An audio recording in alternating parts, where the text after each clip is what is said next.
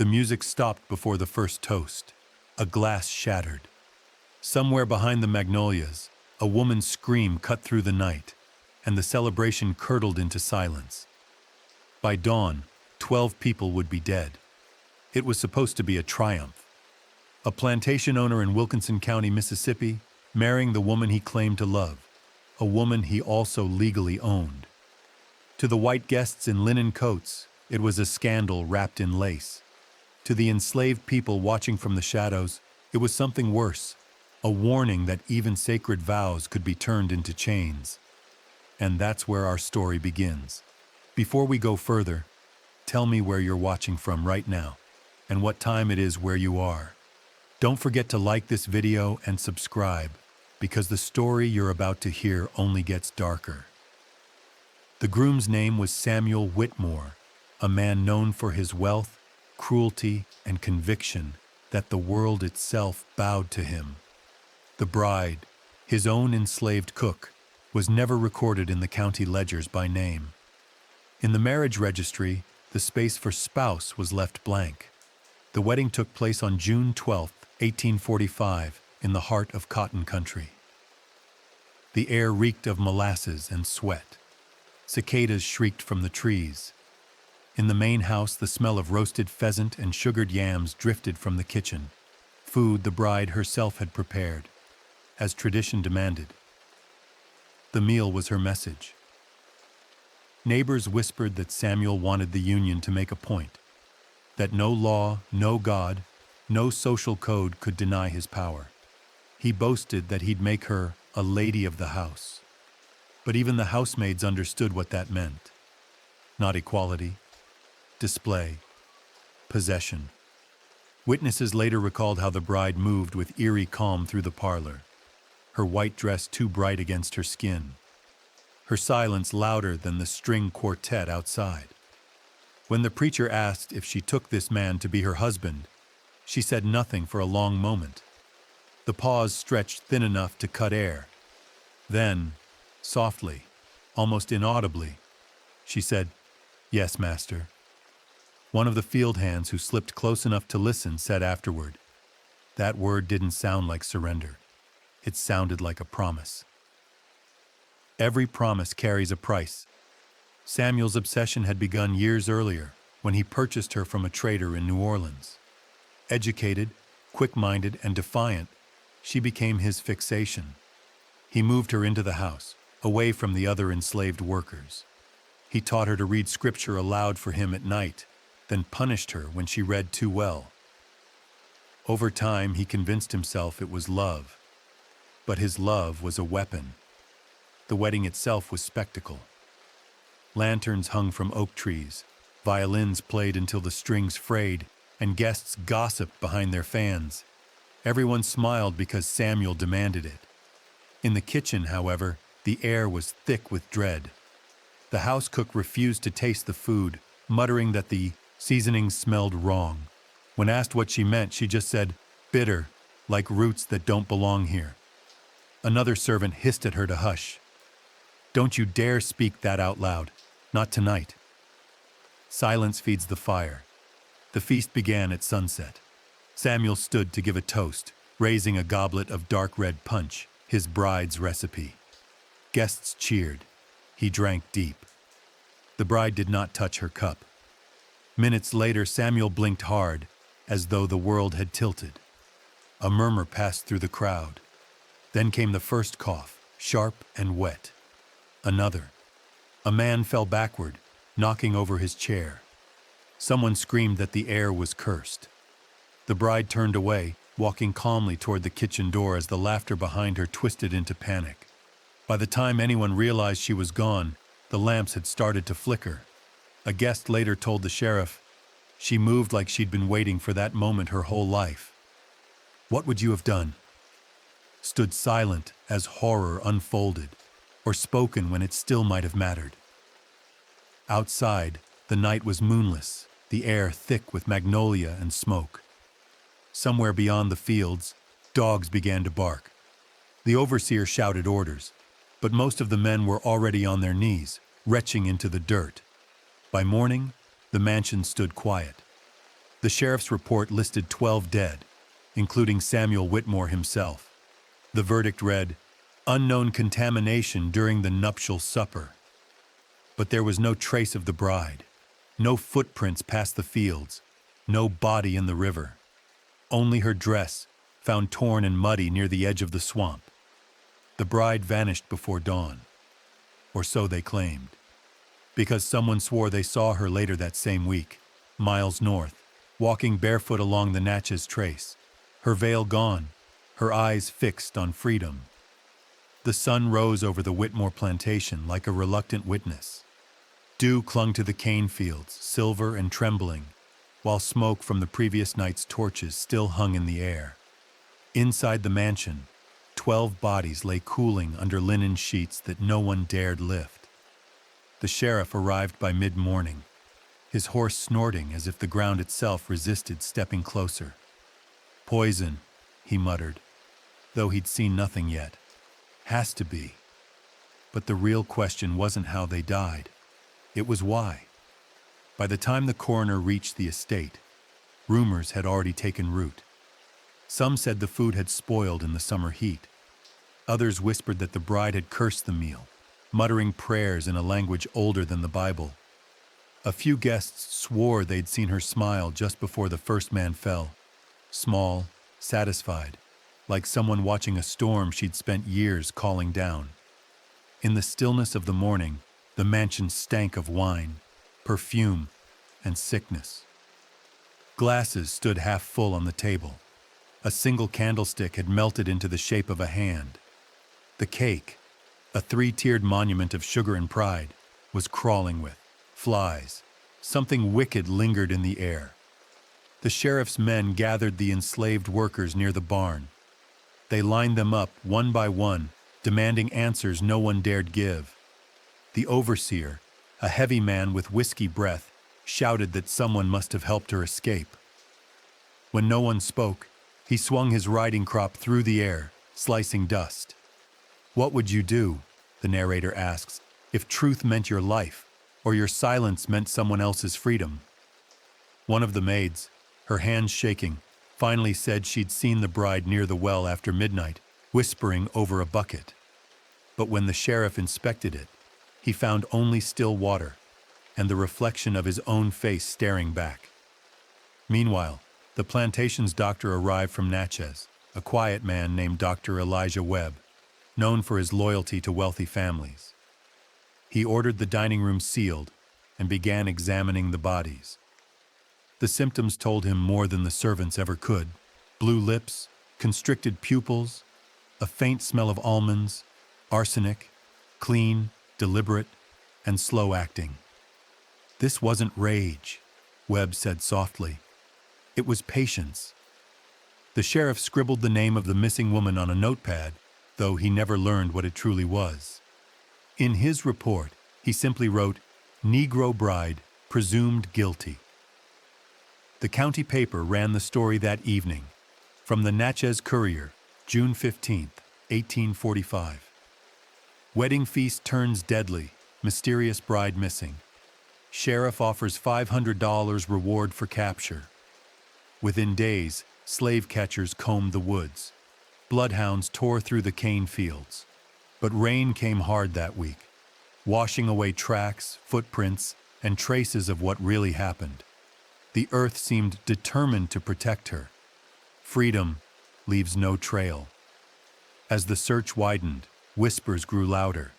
Some said the woman had drowned herself in the Pearl River, her spirit doomed to wander.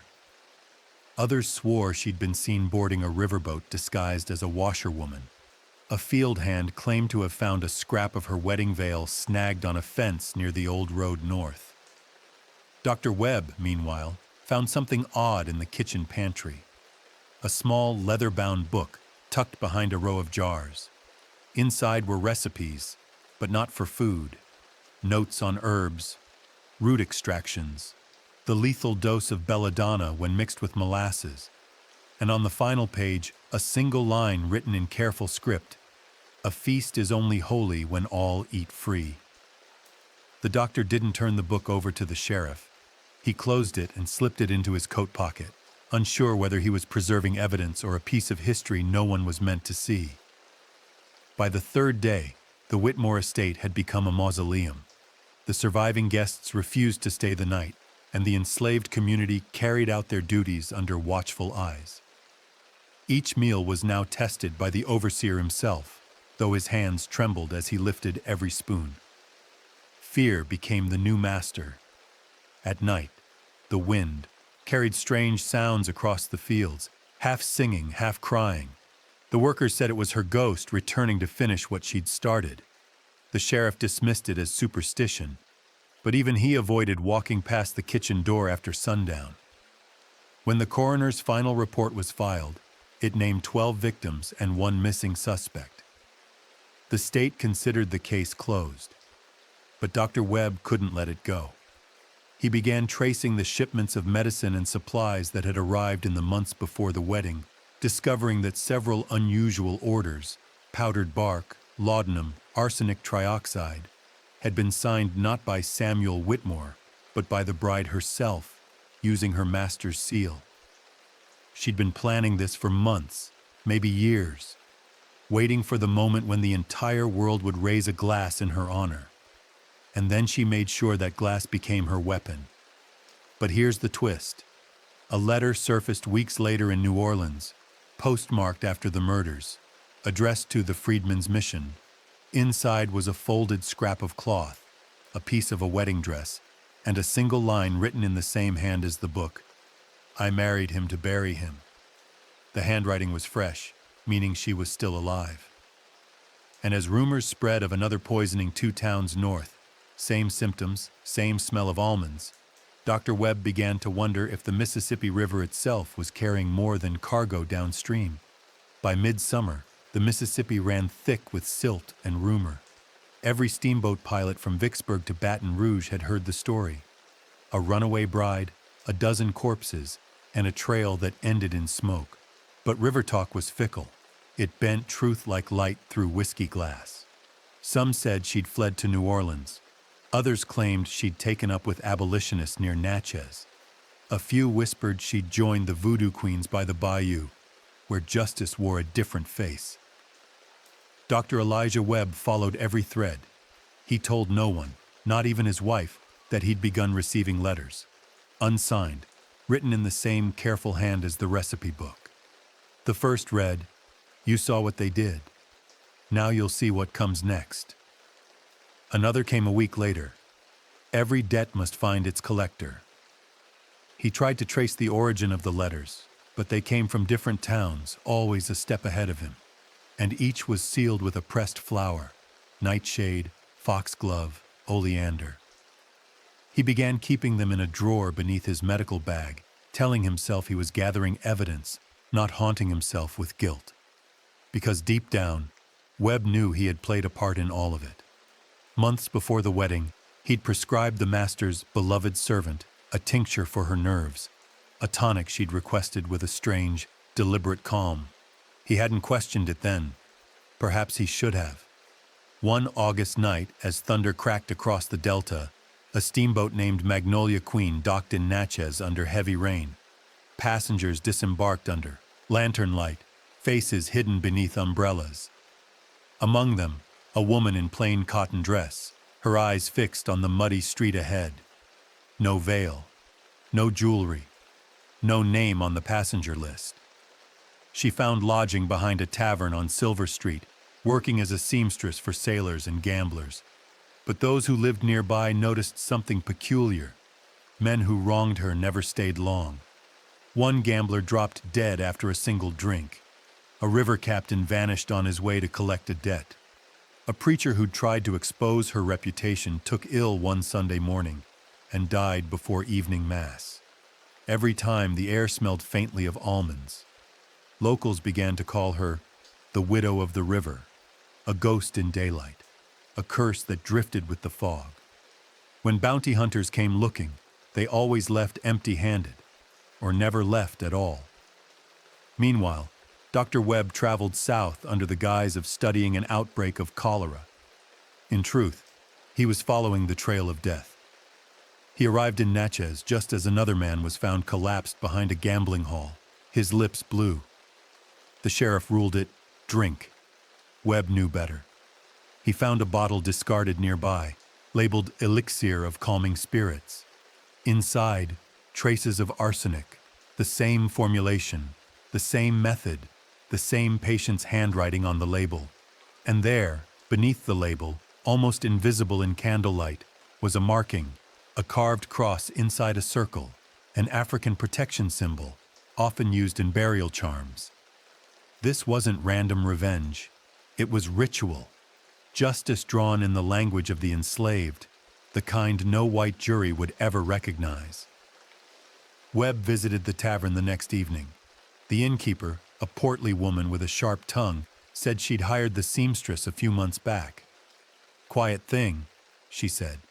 "Speaks soft, works late, don't take kindly to questions."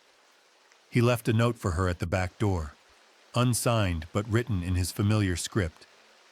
"You survived the fire, but it still burns here." 2 nights later, he found a letter slipped under his own door at the inn, then stopped feeding it. It was the last message she ever sent him. Within a week, the seamstress disappeared again, vanished as suddenly as she'd arrived. Some said she crossed the river disguised as a nun. Others swore she boarded a ship bound for Havana. A fisherman claimed he saw her on the banks one dawn, washing her hands in the river, whispering something the wind carried away. When Dr. Webb returned to his home months later, the news followed him.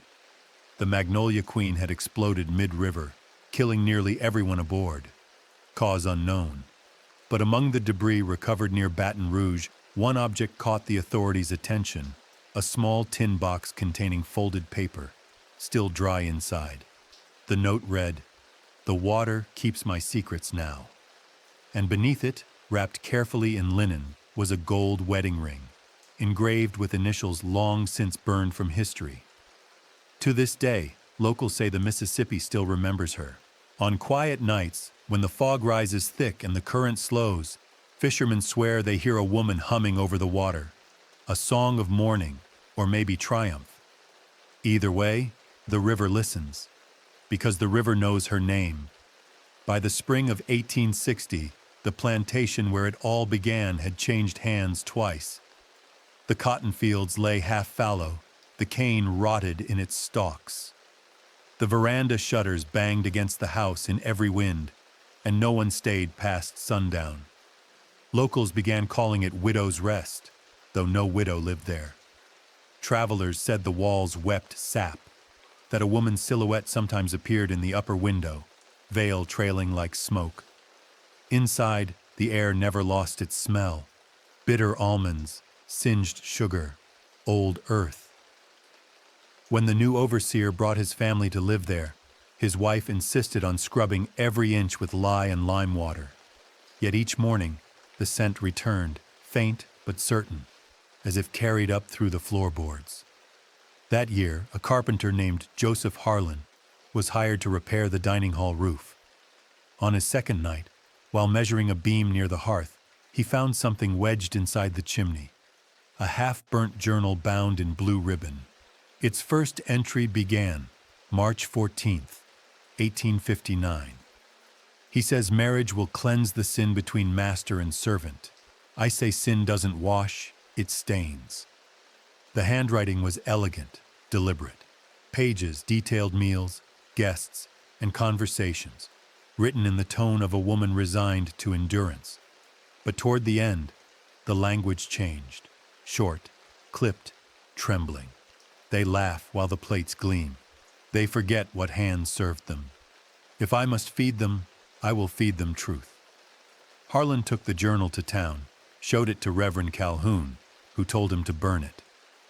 Some things, the Reverend said, ain't meant to stir again. But Harlan couldn't. He kept it hidden in his satchel, reading by lantern at night, feeling the chill crawl up his spine. Then came the noise. Every night, just after midnight, the house exhaled. A slow, hollow sound from deep within its beams. The servants called it the breathing. The overseer dismissed it as settling wood until the kitchen maid quit after seeing handprints in the ash by morning. By late April, rumors spread across the parish. Wagons passed faster along the road that skirted the property. The miller refused deliveries after dusk. One freedman who lived near the swamp swore he'd seen light flicker inside the parlor where no lamp burned. Dr. Elijah Webb, now a professor at Tulane, received word of these events through an old acquaintance. He'd tried to forget, but the letter drew him back. "You once studied madness, doctor. Come see where it grows." When he arrived, he found the house in ruin. Shutters hung crooked, vines curled through cracks in the walls. The dining room table still stood, the same one that had hosted the fatal feast. Its surface was dark-stained, though no amount of sanding could lift the marks. Webb examined the chimney where the journal was found and discovered more. Metal fragments, tiny glass beads, and the warped remains of a spoon. Near the hearth lay a child's toy carved from bone, untouched by soot. "Sometimes," the overseer's wife whispered, "it sings." That night Webb set up a cot in the study, determined to disprove superstition. Midnight came. Then the breathing began, soft at first, timber groaning, air shifting, but soon louder, rhythmic, almost human. He followed it to the dining hall, lantern trembling in his hand. The scent hit him before the sound stopped. Bitter almonds. Then something else, wet linen, and a faint floral note he couldn't name. His lamp flickered. The air grew heavy. He saw it then. On the far wall, faint outlines traced in soot. 12 shapes around the table, one standing apart. A woman's figure, head bowed, hand raised. As he watched, the soot darkened, the air thickened, and his lantern went out. Webb fled before dawn, never speaking publicly of what he witnessed. But in his private notes, found after his death in 1863, he wrote, "The structure itself remembers. Every beam, every nail holds the echo. Guilt does not vanish. It changes form." The overseer's family abandoned the house soon after. Within months, vines swallowed the porch and wild dogs nested beneath the stairs. Years later, a traveling photographer stopped to take a picture of the ruins. When he developed the plate, he saw, clear as day, a woman's figure in the upper window, face turned toward the river. Locals say the house still breathes when the air is heavy before a storm. They say if you listen close enough, the wood still creaks in rhythm, like someone whispering a vow beneath their breath. The vow that ended in murder. The war came, and the land turned red. Men marched past the old plantation without looking up, too tired or too afraid to wonder what slept inside. By 1864, Union troops used the crumbling estate as a field station. They pitched tents under the cypress trees, their blue coats shining in the wet heat. To them, the house was just another ruin, until night fell. Private Samuel Hensley was the first to hear it, a humming from the parlor, soft as a woman's lullaby. He thought it was one of the cooks until he noticed all of them asleep by the fire. When he went to check, the sound stopped. Then the shutters slammed once, twice, though the air was still. The next morning the men found his bed empty, his rifle propped against the wall, his boots still at the foot of the cot. They searched the riverbank for days, but the only sign of him was a single footprint in the mud, pointing toward the water. That evening, the soldiers refused to sleep inside the house. They made camp under the open sky. The lieutenant wrote in his field log, June 10th, 1864. One man missing. Others claim to hear music after dark. Could be nerves, could be worse. But the reports continued. One soldier claimed he saw a woman walking along the veranda at dawn, her dress trailing behind her like river mist. Another swore the well water tasted sweet and bitter at once. Like sugar and poison, he said. Within a week, 3 men fell ill. When the doctor tested their rations, he found nothing wrong. Still, the smell of almonds hung in the barracks. Years later, a freedman named Isaiah took up residence nearby. He worked hauling timber, and though he avoided the house, he sometimes cut through its yard to reach the road. One twilight in late summer, he saw something that stopped him cold. A girl, barefoot, wearing a white shift, kneeling by the steps, humming a tune that no one had sung in a generation. She looked up, eyes bright as lamplight, and whispered, "She's still waiting for the river." When Isaiah told the story in town, no one laughed. The old people nodded, saying they'd heard that tune too. It always came before rain. She's still waiting for the river. The legend thickened after the war. Sharecroppers avoided planting near the ruins. Children dared each other to run up and touch the door, claiming if you listened close, you could hear a heartbeat beneath the wood. By 1870, the house was swallowed by vines, the land left to rot. Only the river kept moving, always south, always whispering. In New Orleans, Dr. Webb's former assistant, a man named Henry Cobb, stumbled upon a collection of letters while cleaning out the university archives. They were written in the same slanted hand as the Blue Ribbon Journal. Most were dated years apart, sent from different towns. Each bore a short note, almost like instructions. Do not drink what you cannot smell. Trust the quietest woman in the room. When the river turns black, stay away from the banks. Cobb believed they were warnings meant for women escaping north.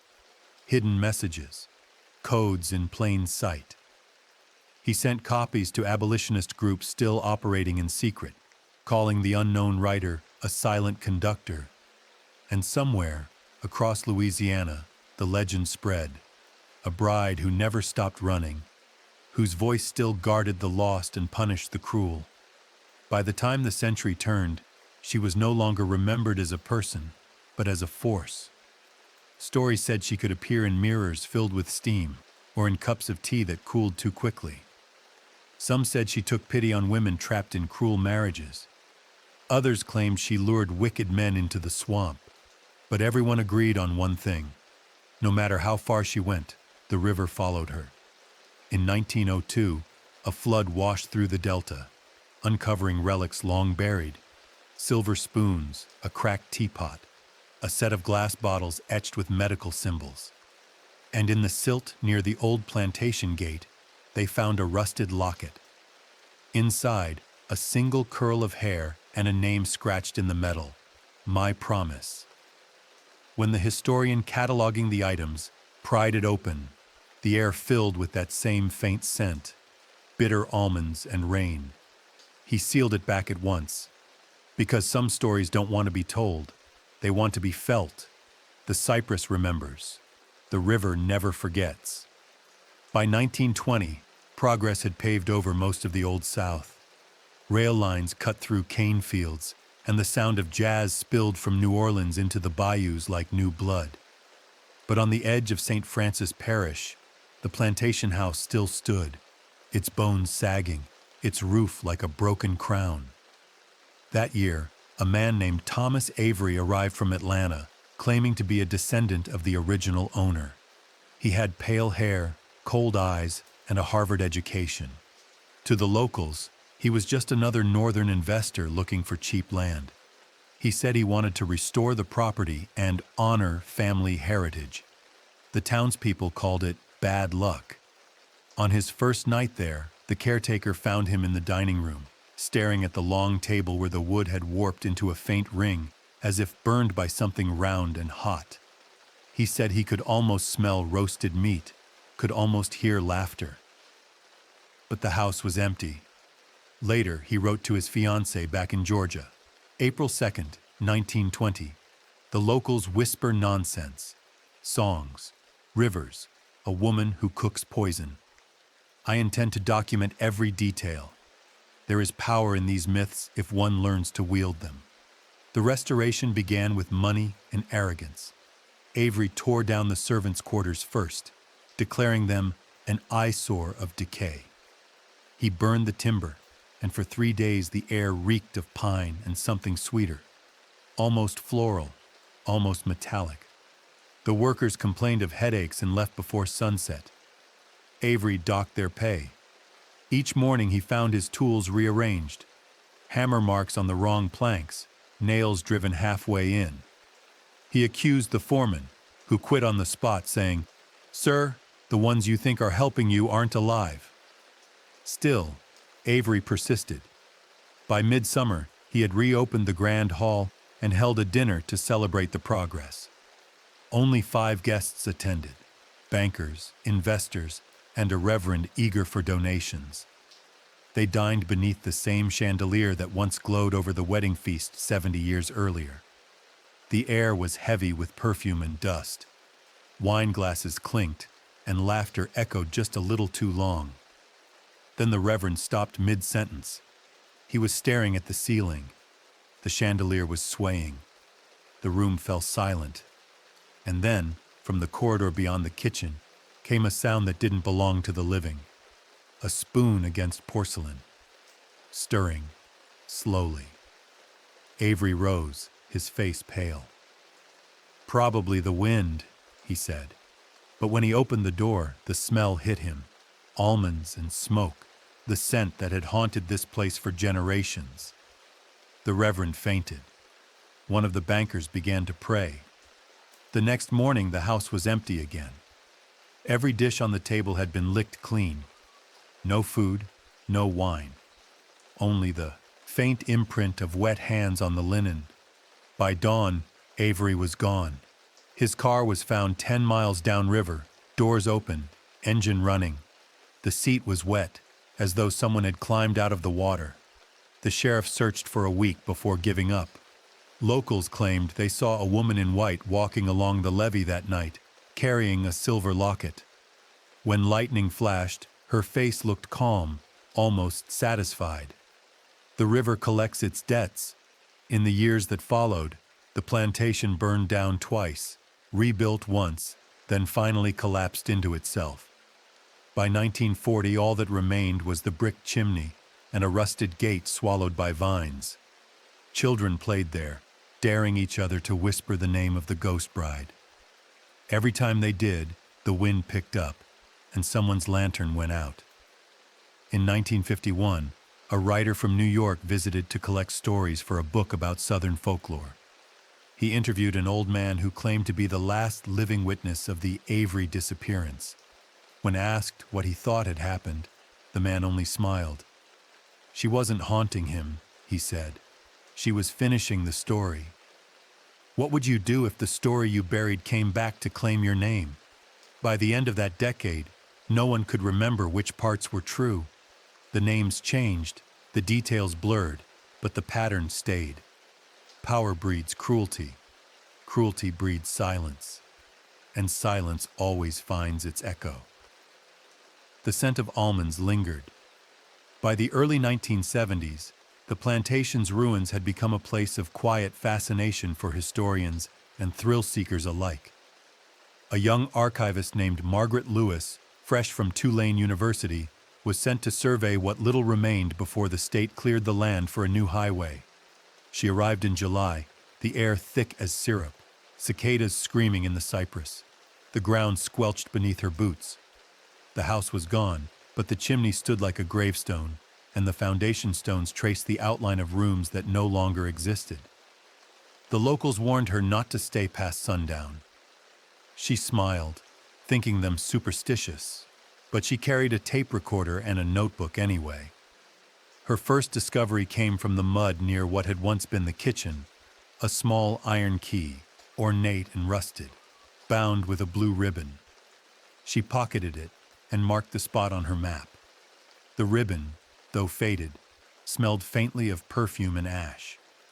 That night, in her motel room, she played back her field notes. The tape hissed, then stuttered, then a sound that hadn't been there when she recorded. A woman's voice, low and steady. Some stories feed themselves. Margaret froze. She rewound the tape. The voice was gone. The next day, she found more fragments. Shards of porcelain marked with initials, a bent fork, the corner of a leather-bound book burned along one edge. She brought them to the university lab for cleaning. Inside the book were recipes, handwritten in slanted script. But these weren't recipes for food. They were instructions. To quiet the mind of a cruel man, steep nightshade in sweet milk. To make a woman invisible, mix soot and salt before dawn. To survive, remember, taste everything, trust nothing. Margaret began to believe she'd found the journal of the poisoner herself, the enslaved bride whose name had been erased by time. The archivists debated authenticity, some calling it a hoax, others a miracle. But the strange occurrences didn't stop. The key she'd found refused to stay where she left it. The ribbon would move, coil, as if stirred by unseen fingers. And every night, the faint scent of almonds filled her motel room. By August, Margaret stopped sleeping. Her colleagues noticed her notes growing erratic, sentences breaking mid-thought. One entry read only, "She's teaching me. She's still here." When the department head visited the site weeks later, Margaret was gone. Her tent stood empty, her tape recorder on the table, still running. On the final tape, over the hum of insects, a voice whispered, "The river remembers every name." Then came a splash, distant but distinct. They never found her body. The river remembers every name. A year later, a flood delayed construction of the new highway. Workers claimed that each time they laid concrete, the ground softened overnight, as if rejecting the foundation. Equipment broke without cause. One man quit after finding his thermos filled not with coffee, but dark, murky water that smelled faintly of almonds. The project was abandoned in 1974. The state marked the area as wetlands preservation land. Today, no map labels it, but satellite images show the outline of something circular beneath the trees, like a ring burned into the earth. Some say it's the footprint of the old dining table. Some say it's something still alive. What would you do if the past refused to stay buried? In New Orleans, a museum curator received an unmarked package the same year. Inside was Margaret's key, cleaned and shining, tied once again with a perfect blue ribbon. No return address, no note. Only a faint perfume rising from the wrapping paper. Sweet, metallic, unmistakable. She's still teaching. The river doesn't rush here. It creeps, thick, brown, and unhurried, carrying centuries of mud, bones, and memories toward the Gulf. Locals say if you stand on its bank long enough, you'll hear laughter under the current. Others swear they've seen shapes rising from the fog, women in old lace, hands stained with something darker than river silt. In the years after Margaret Lewis vanished, whispers about the poison bride of Willow Bend spread through Louisiana's delta towns. Folk songs twisted her story into warning and legend. Parents told their daughters, "Never let a man feed you from his plate." Old cooks taught their apprentices to always taste the broth themselves first. And then there were the letters. Between 1975 and 1983, 3 families descended from the original plantation owners each received identical envelopes. Inside, a single pressed magnolia petal, perfectly preserved, with a faint smell of almonds. No signature, no explanation. The return addresses were false. Some dismissed them as cruel pranks. Others, particularly the elders, recognized it for what it was, a reminder. Vengeance does not rot. By 1990, historians cataloged the Willow Bend site as part of Louisiana's Hidden Histories Initiative. One exhibit featured the alleged poisoner's recipes under glass, alongside replicas of antebellum cooking tools. But visitors noticed odd details. The ink on certain pages seemed fresh, glistening under museum lights. When staff tried to seal the case, the latch rusted overnight. The curator once joked during an interview, "It's almost as if she still wants to be heard." 2 weeks later, the curator's assistant collapsed during a gala dinner. An allergic reaction, they said. But those who were there remembered the wine had tasted faintly sweet, like almonds. Some truths, it seems, can't be archived. Each generation retells the story differently. Some say the enslaved bride survived, remarried, and lived quietly under another name.